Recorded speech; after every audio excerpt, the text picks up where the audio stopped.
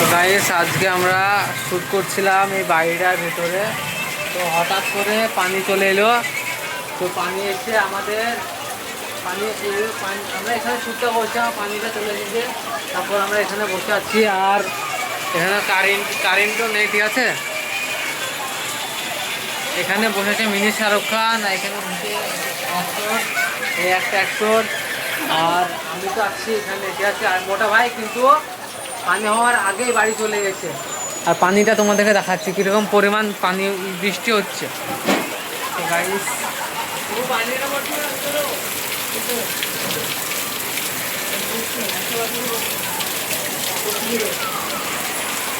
এই বাড়িটাতে আমরা এখন বসে আছি, আর এরা সবাই মোবাইল দেখছে।